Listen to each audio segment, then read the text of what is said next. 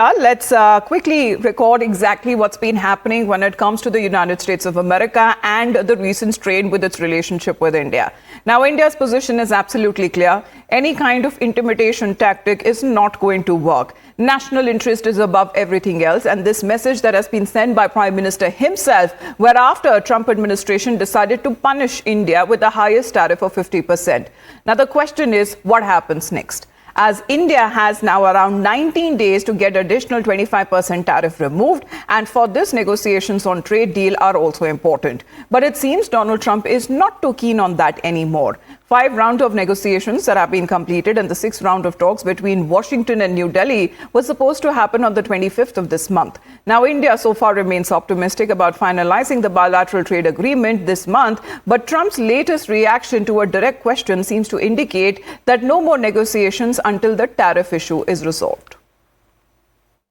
Mr. President, just to follow up on the India tariffs, do you expect increased trade negotiations, since you've announced the 50% tariff? No, not until we get it resolved. Mr. President, just to follow up on the India tariffs, do you expect increased trade negotiations, since you've announced the 50% tariff? No, not until we get it resolved. Mr. President. But with Donald Trump, one cannot be so sure because 19 days are more than enough in diplomacy. I mean, meanwhile, when we speak of the House Foreign Affairs Committee, Democrats that have expressed concerns about the potential impact on established U.S.-India relationship. Prominent American Congressman Gregory Meeks says that Trump's tariff tantrum has risked years of careful work to build this partnership with India. Also saying that Trump's antics may have made it an option of choosing between the devil and the deep sea for India and sticking close to Russia and facing 50% tariffs or even more. As will it keep Trump happy and lose out on cheaper Russian oil? Let's explain exactly how, as per SPI's research report, if India says no to Russian oil, our fuel bill could go up by $9 billion. This year itself, as per Moody's report that came out, if 50% tariff is implemented, then India's GDP could slow down to 6% in 2025-26, down by 30 BPS. Now, Donald Trump, however, remains adamant for Indian national interests. However, it is supreme. India, which is now stepping up its engagement with fellow BRICS nations, and are we looking at BRICS now versus Trump? Because apart from India, Brazil has also been slapped with 50% tariff by Donald Trump. Now, Prime Minister Narendra Modi also had a word with the Brazilian President Lula da Silva, and he spoke with the Russian President Vladimir Putin too. Both leaders, however, have reaffirmed their commitment to further deepen their partnership, and he's also likely to visit India later this year. Now, this will be his first trip since the Russia-Ukraine conflict began in 2022.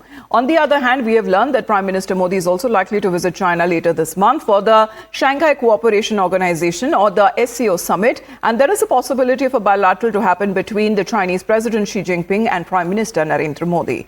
Let's get in a word from Srinjoy, who is connected with us. Srinjoy, good morning. Lots been happening. Is this the change in the global nexus that we are looking at? Is the United States going to be isolated, or this is a new world order that is now taking shape?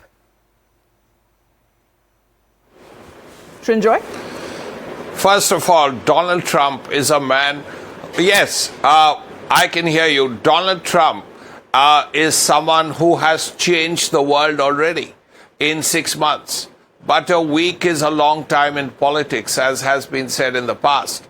And there are still 18 days before negotiations begin between America and India.